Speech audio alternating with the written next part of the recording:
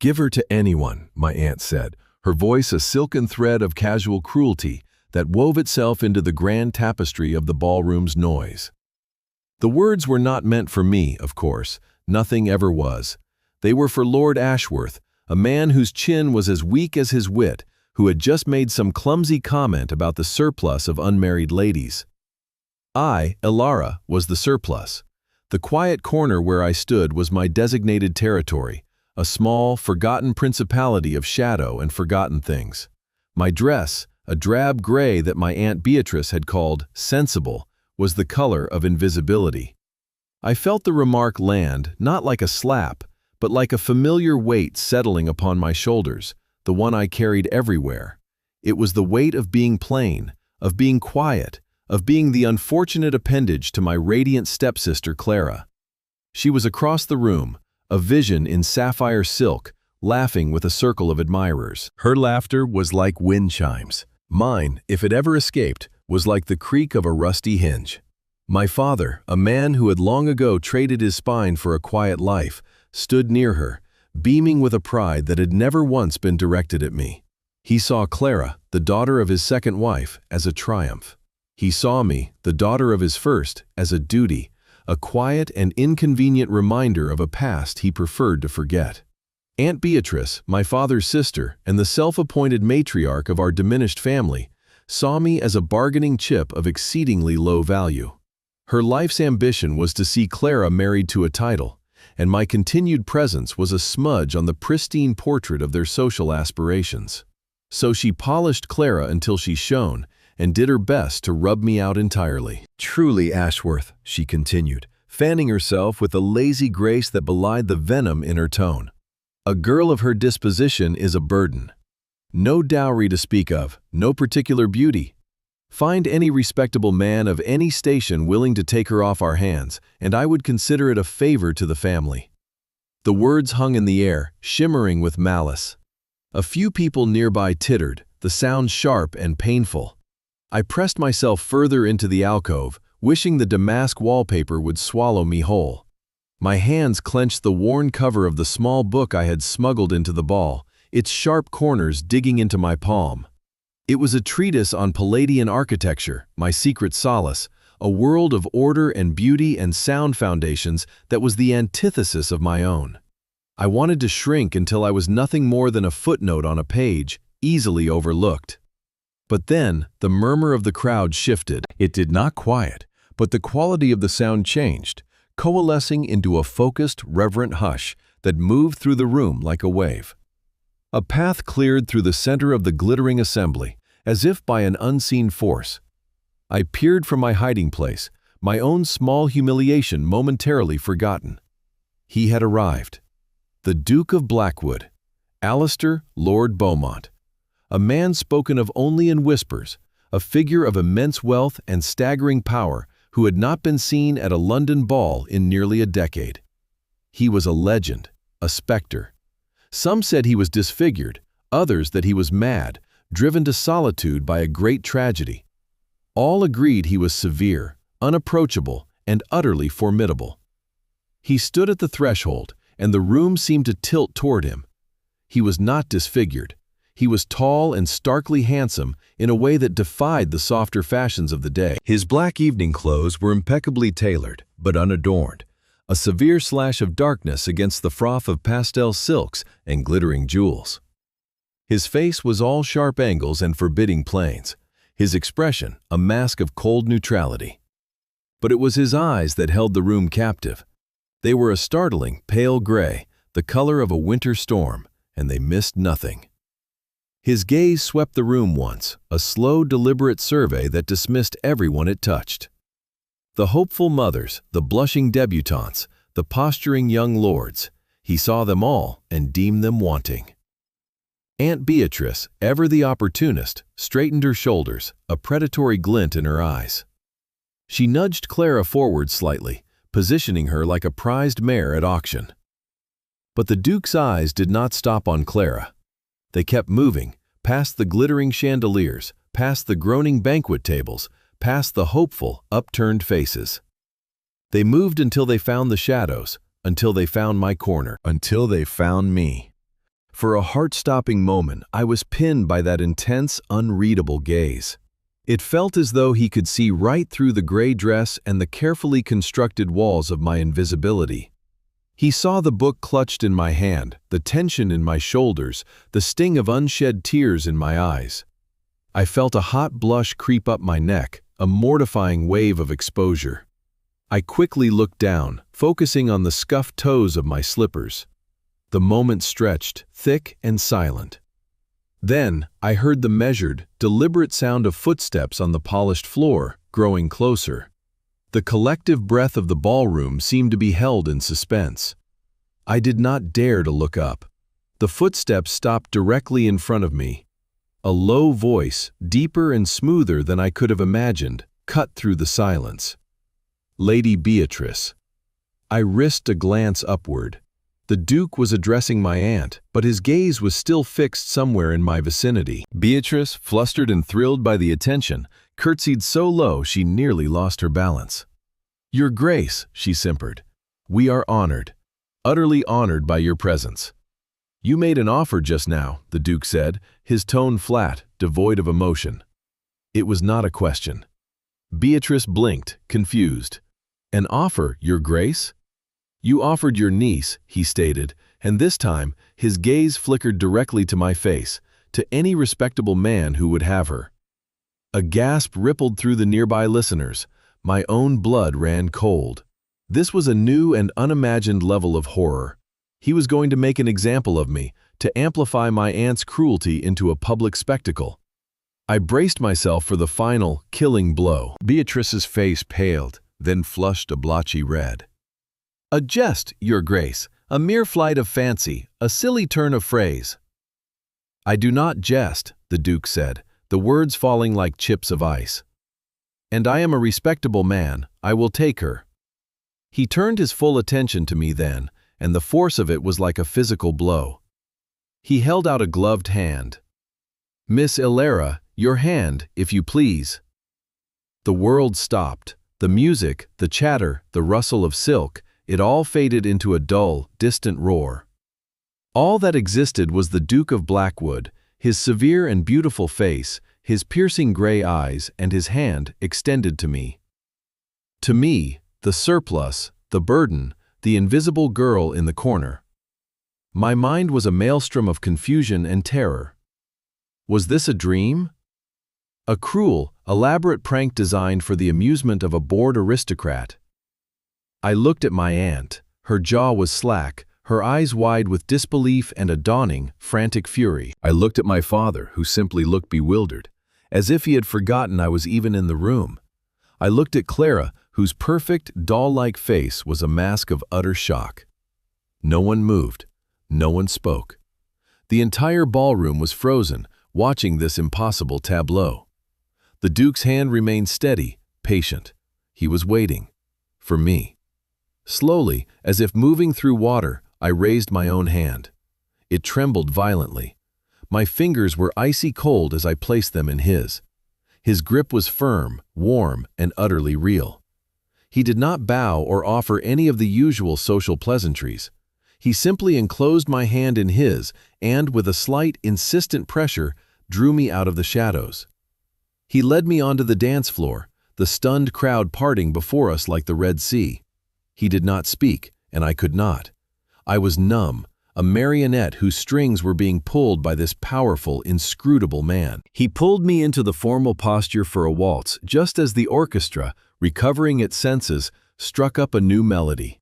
His hand rested on the small of my back, a solid, grounding pressure through the thin fabric of my dress. His other hand held mine, enveloping it completely. We began to move. I was a clumsy dancer, rarely practiced and never with a partner of any skill. But he led with such quiet, unyielding authority that my feet seemed to know what to do. We moved across the floor, a gray moth dancing with a dark eagle, and the world spun around us in a blur of color and light. I kept my eyes fixed on the knot of his cravat, unable to meet that penetrating gaze. My heart hammered against my ribs, a frantic, trapped bird. What did this mean? What could it possibly mean? Men like him did not notice women like me, let alone single them out for such a dramatic public display. Pity. It had to be pity, a grand ducal gesture to chastise a cruel woman and rescue a damsel in distress for an evening. Tomorrow, I would be back in my corner, only this time with the added humiliation of having been the centerpiece of a society scandal. "Look at me," he commanded, his voice a low rumble that I felt more than heard. Reluctantly, I lifted my head. His eyes were even more intense up close. They were not cold, I realized with a jolt. They were watchful, analytical, as if he were examining a complex diagram and committing every line to memory. "Why were you hiding?" he asked. The question was so direct, so unexpected, that I could only stammer. I was not hiding, Your Grace. I was merely—" "You were hiding," he corrected, not unkindly, "in the alcove, with a book." He glanced down at the small volume still clutched in my free hand. "What is it?" "Architecture, Your Grace," I whispered, my voice hoarse. "Vitruvius." A flicker of something, interest, surprise, passed through his eyes, so quick I might have imagined it. "An unusual choice for a ballroom." "I find it more interesting than the conversation," I replied, the words slipping out before I could stop them. Horrified, I clamped my mouth shut. Such impertinence to a duke! Instead of taking offense, the corner of his mouth tilted in what might have been the ghost of a smile. It was a startling, transformative thing, erasing some of the severity from his features. "As do I," he said. "Hence my long absence from them." The music swelled to a close, and he guided me to a stop. The dance had felt like both an eternity and a single, breathless moment. He did not release me immediately. He held me there, in the center of the floor, under the weight of 100 pairs of eyes. "I will see you home," he stated. It was not an offer, it was a declaration of fact. Before I could protest, before my aunt could rush forward with her furious, sputtering objections, he was leading me from the floor. He retrieved my thin cloak from a footman with a curt nod and draped it over my shoulders himself. His fingers brushed the nape of my neck, and a strange, unfamiliar warmth shot through me, sharp and unnerving. He led me out of the grand house, away from the lights and the music and the scandalized whispers that followed us like a flock of carrion crows. The night air was cool on my hot cheeks. His carriage, a massive, imposing vehicle bearing a severe ducal crest, was waiting. The door was opened, and he handed me inside before following, settling on the seat opposite me. The carriage lurched into motion, plunging us into a cocoon of rich leather and velvet darkness, a world away from the ballroom. Silence stretched between us, thick and heavy. I sat rigid, my hands clasped tightly in my lap, my mind racing. I was in the private carriage of the Duke of Blackwood, a man I had never met, a man who had just publicly claimed me in the most bizarre fashion imaginable. The absurdity of it was overwhelming. I felt a hysterical giggle bubble in my throat and ruthlessly suppressed it. "You think this is a game," he said, his voice quiet in the confines of the coach. I do not know what to think, Your Grace." "My name is Alistair," he said, "and it is not a game. I have been looking for you, Miss Elara." That was the most preposterous thing he had said all evening. "Looking for me? No one looks for me. You must have me confused with someone else." "Elara Vance, daughter of Lord Frederick Vance. Your mother was Eleanor Vance, née Thorne. She passed away when you were 7. You have a passion for classical architecture and spend a great deal of time in the public lending library on Albright Street, sketching designs in a small, leather-bound notebook." Every word was a precise, calculated strike, dismantling my anonymity, my invisibility, piece by piece. I stared at him, my heart pounding a frantic rhythm against my ribs. How could you possibly know that?" "Because I have seen you there," he said simply. "For months. You were in the architecture section, so absorbed in your work you never noticed me. You have a remarkable eye for structural integrity and aesthetic harmony. Your sketch of a proposed new facade for the Royal Exchange was particularly inspired. My sketchbook, my private world, my only escape." He had seen it. He had seen me. Not as a plain, quiet girl in a gray dress, but as someone with a mind, with ideas. The realization was so stunning, so utterly world-altering, that I could not speak. It was as if a man who had only ever known a world of black and white was suddenly shown a field of crimson poppies. "Your aunt's cruelty this evening was merely the catalyst," he continued, his voice even. "It provided an opportunity I had been considering how to manufacture for some time. I apologize for the public nature of it.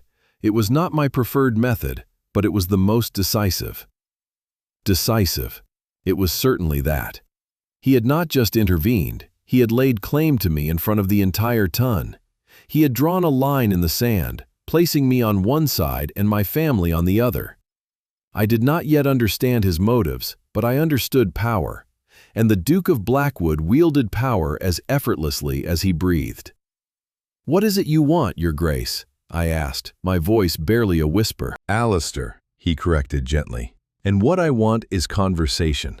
I want to discuss the inherent flaws in Gothic revivalism.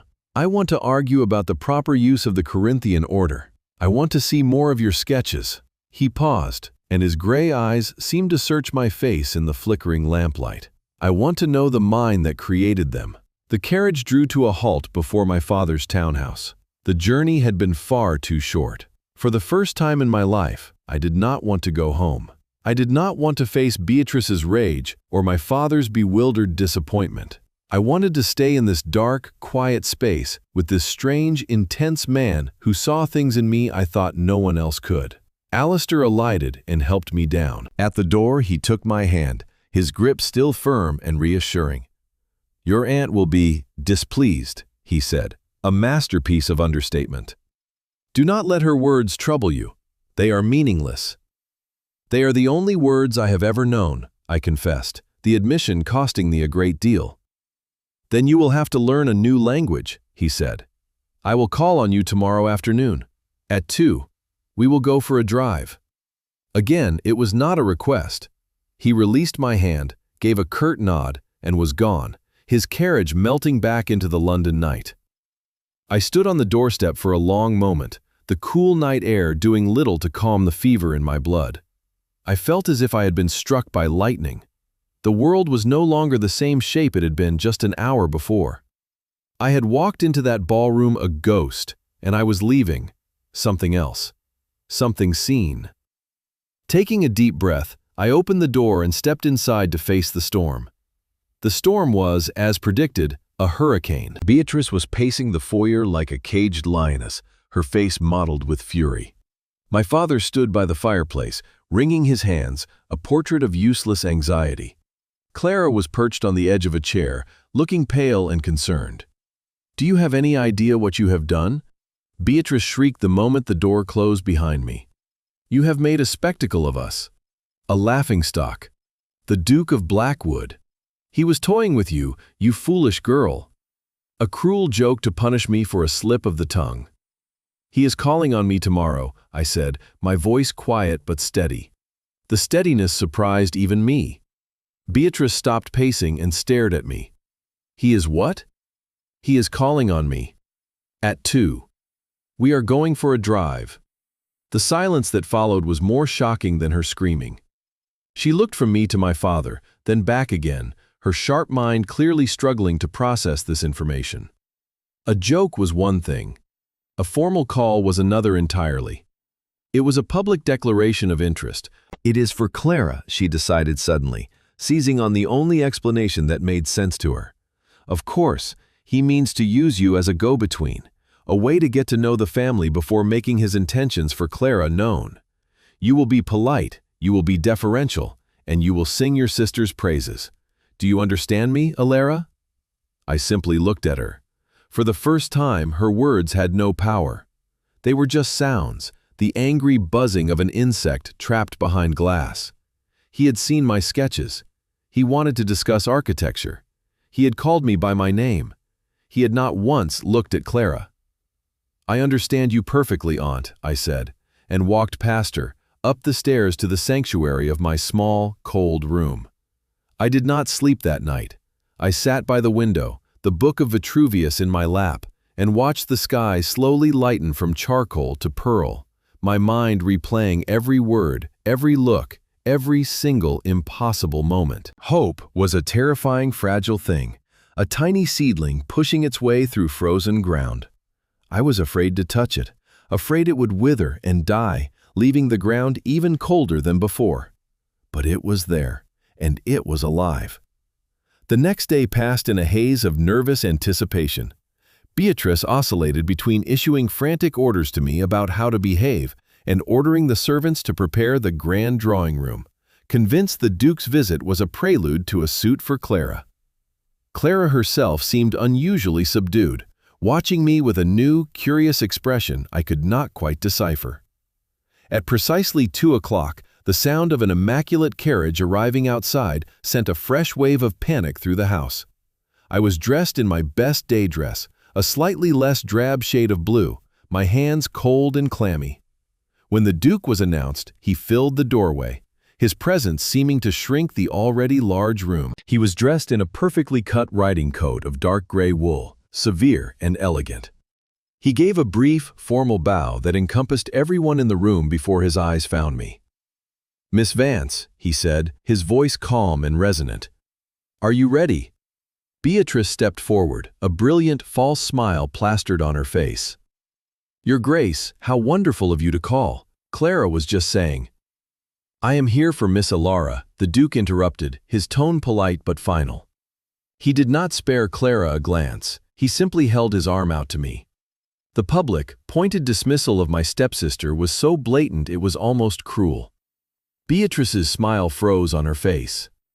I went to him, my heart hammering. Placing my hand on his arm was an act of supreme courage. We walked out of the house together, leaving a stunned and furious silence in our wake. His phaeton was a light, elegant vehicle, pulled by 2 magnificent black horses. He handled the reins with an easy, expert confidence. As we moved through the city streets, I was acutely aware of the stares we attracted. The Duke of Blackwood, driving out with the plain, invisible Miss Vance. The story of last night's ball had clearly made the rounds. He did not seem to notice or care. He drove us out of the city, toward the greener, more open spaces of the countryside. He began to speak not of society or the weather, but of the new bridge being constructed over the Thames. He spoke of load-bearing arches and tensile strength, using technical terms I had only ever read in books. He asked for my opinion, and when I gave it, hesitantly at first, he listened. He truly listened, nodding, asking follow-up questions, challenging my assumptions. It was intoxicating. A conversation of minds, of shared passion. The nervousness that had held me in its grip for 24 hours began to dissolve, replaced by an unfamiliar, exhilarating confidence. I was not a burden here, I was an equal. He took me to a high ridge overlooking a sweeping valley. In the distance, a grand country house was being built, its skeleton of scaffolding stark against the sky. "My new project," he said, his eyes on the structure. "A hospital, for veterans of the war." "The design is bold," I said, studying the clean lines, the vast windows, the perfect symmetry. "It is more of a home than an institution." "That is the idea," he said. "Healing requires light and air and beauty, not just medicine." The original architect's plans were dreadful. All small windows and dark corridors, a prison for the sick. I dismissed him. He turned to me, his expression serious. "I have been searching for a new architect, someone with vision." The implication hung in the air between us, immense and terrifying. He could not possibly mean. Before I could formulate a response, he spoke again, his voice softer. "My younger brother, Thomas, died 5 years ago. He was wounded in the war, but it was the fever he contracted in the squalid, airless infirmary that took him. I was too late to help him." He looked away, but I saw the flicker of old, raw pain in his eyes. The formidable, unapproachable Duke of Blackwood was, for a moment, just a man haunted by grief. His reclusiveness, his severity, it was not coldness, it was a shield, a fortress built around a wound. "I am sorry," I whispered. It felt inadequate, but they were the only words I had. He nodded, accepting them. "That is why this project matters. It is why your sketches mattered. They were not just drawings, they were full of life, of consideration for the people who would inhabit the spaces. You do not just design buildings, you design experiences." I felt a warmth spread through my chest, a profound and deeply moving sense of being understood. He saw not just my skill, but the intention behind it, the very heart of my passion. It was more than I had ever dared to dream of. As we drove back to the city, a comfortable silence settled between us. Just before we reached my father's house, he reined in the horses on a quiet street. He turned to me, and the intensity in his gaze made my breath catch. "Elara," he said, the use of my first name, a quiet intimacy that felt more significant than a kiss. "I will be blunt. I have no interest in the games of society. I find them tedious and insincere. I have spent years in solitude, and I was content with it. But your work, your mind, it is the first thing that has felt like a worthy conversation in a very long time." He reached out, and with a startling gentleness, his gloved fingers brushed a stray strand of hair from my cheek. The touch was electric, a brief, searing connection. "I wish to continue this conversation." His hand lingered for a moment too long, a deliberate, questioning touch. I did not pull away. I could not. I simply met his gaze, my heart in my eyes, and gave the slightest of nods. A faint smile touched his lips again, real and undeniable this time. "Good," he said. The next few weeks were a dream. Alistair called on me every few days. We visited galleries, construction sites, and libraries. He sent me books, thick and wonderful volumes filled with architectural plates from Italy and Greece.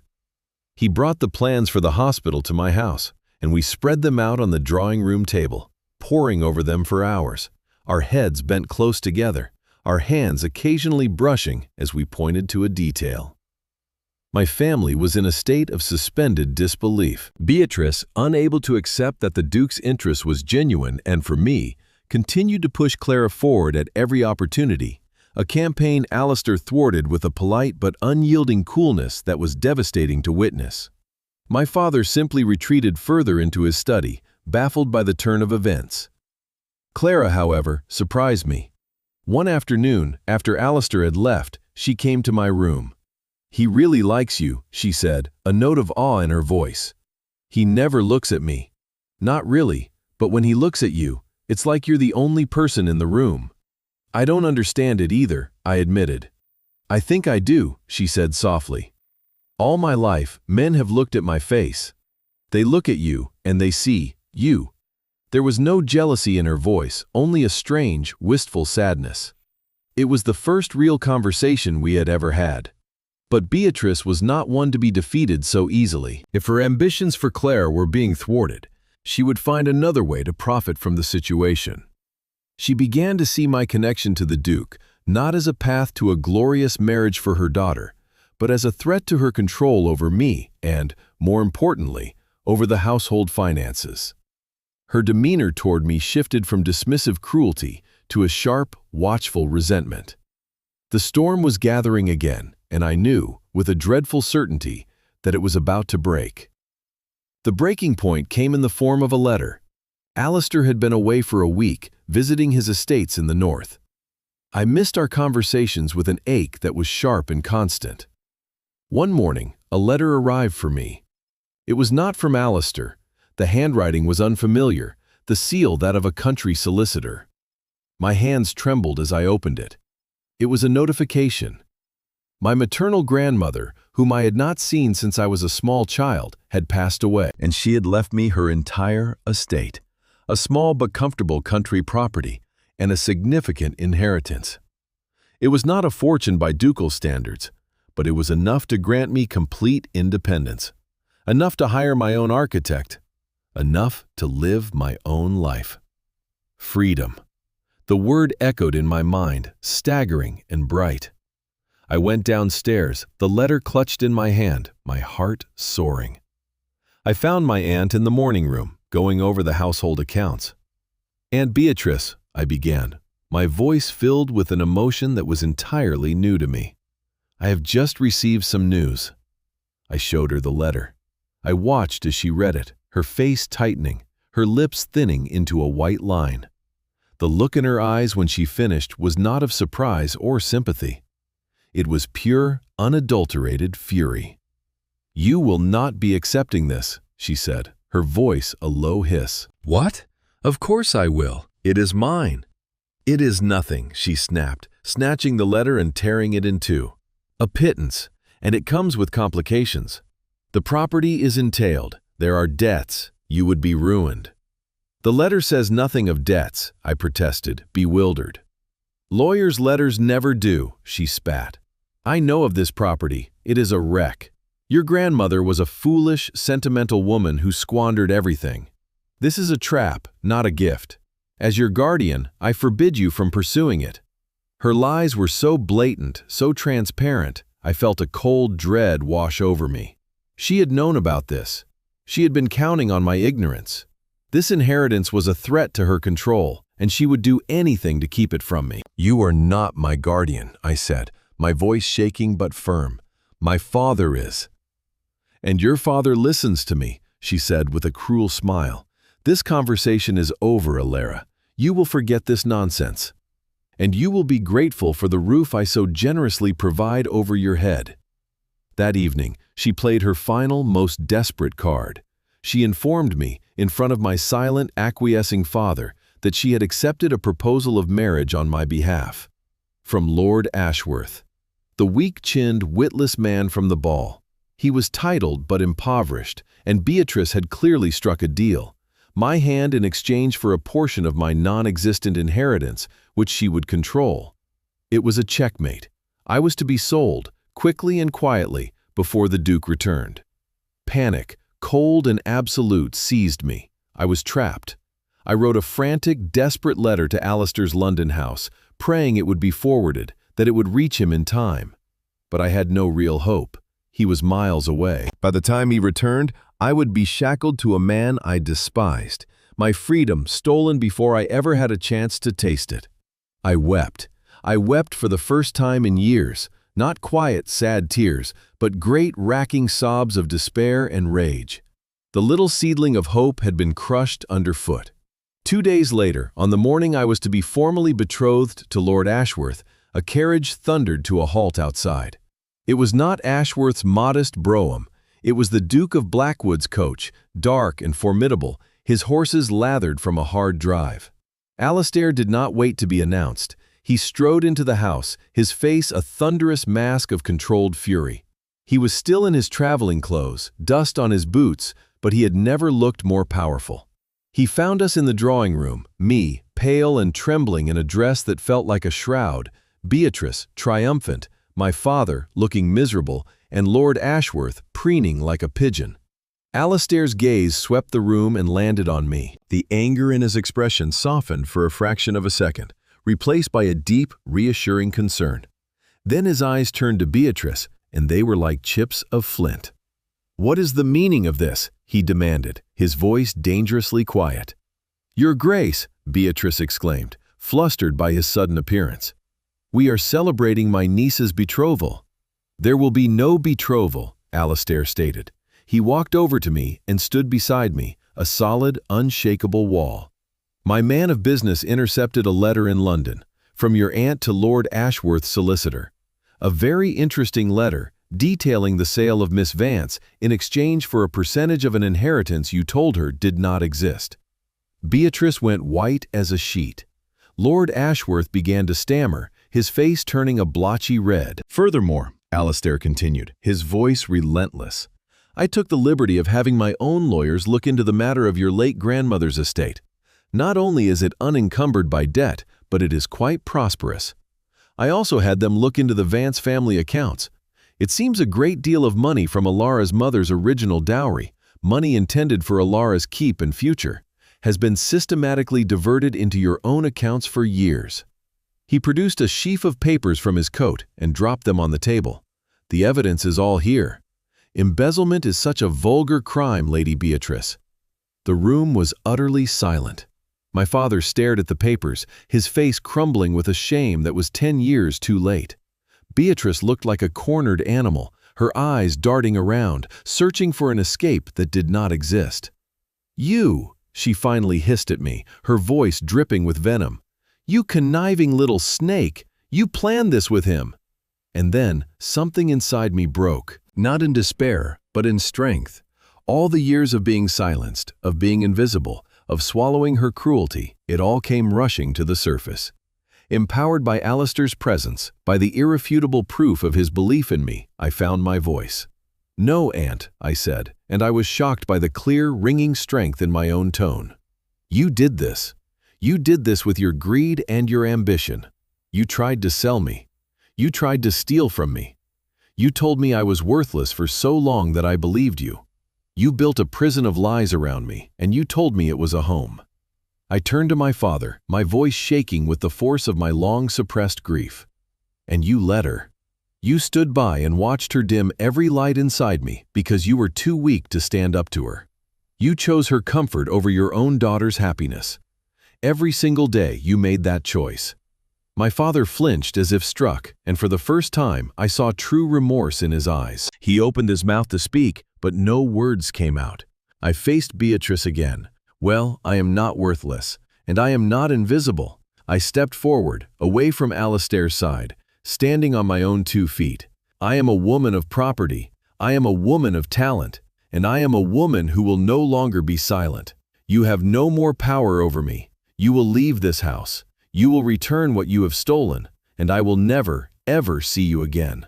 My speech, the longest I had ever given, left me breathless. The catharsis was a fire in my veins. I had done it.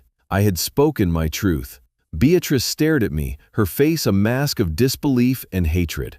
But she was defeated. Alistair's evidence, coupled with my defiance, had shattered her authority completely. Without a word, she turned and swept from the room, her reign of tyranny over. Lord Ashworth, seeing his prize and his profit evaporate, scurried out after her. My father finally looked at me, his eyes wet with tears. "Elara," he whispered, I am so sorry." "I know," I said. It was all I could give him. Forgiveness would take longer, maybe a lifetime. Then Alistair was there. He took my hand, his grip warm and steady, and led me from the room, away from the wreckage of my old life. He led me out into the bright sunshine, to his waiting carriage. He did not take me home. He drove us out of the city, back to the windswept ridge overlooking the valley. We stood in the quiet afternoon, the wind whipping strands of hair around my face. The hospital he was building stood proud in the distance, a testament to his vision and his heart. He turned to me, taking both of my hands in his. His gray eyes, so often severe and unreadable, were now filled with a profound, unguarded warmth. "Elara," he began, his voice rough with emotion, "what you did in there, you were magnificent." "You gave me the strength," I whispered. "No," he said, shaking his head. "The strength was always yours. I only held up a mirror so you could see it for yourself. I came here today not to rescue you, but to stand with you. There is a difference." He paused, his thumbs stroking the backs of my hands. "I told you I wanted to continue our conversation. I find now that I want to continue it for the rest of my life. I have lived in a world of shadows and blueprints, a world of silence. You are the first person who has ever made me want to step into the light." My heart felt as if it would burst. "I am not a man for poetry, Elara," he said, his gaze direct and achingly sincere.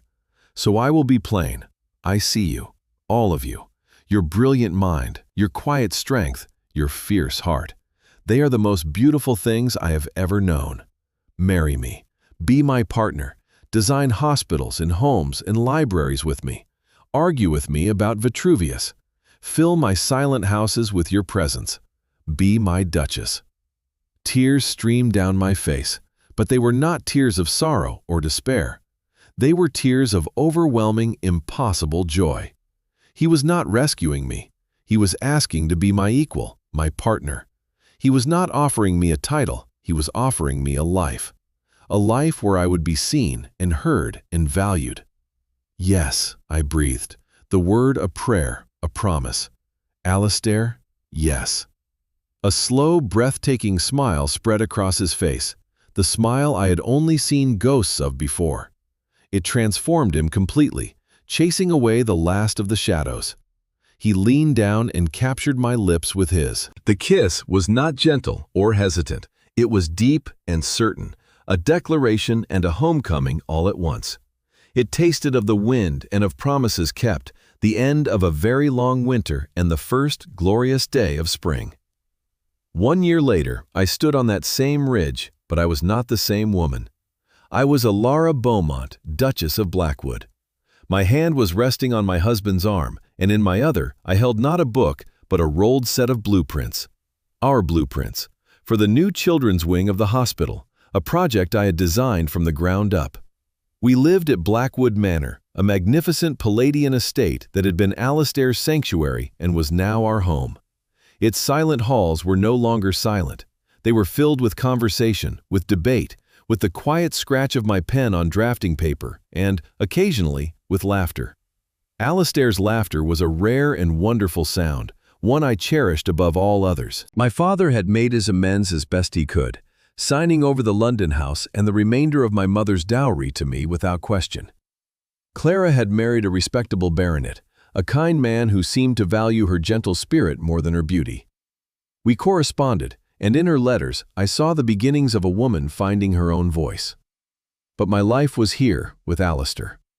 In the evenings we would sit in his vast library, the firelight glinting off the spines of 1,000 books, and we would talk for hours.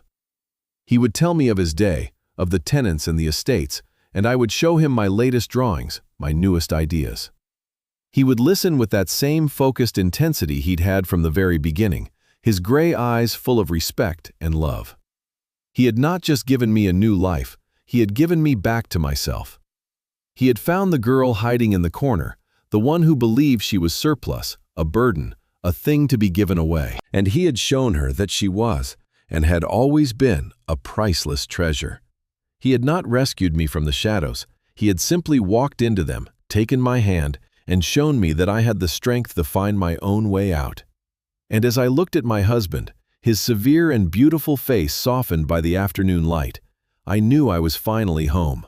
I was seen, I was loved, and I was free.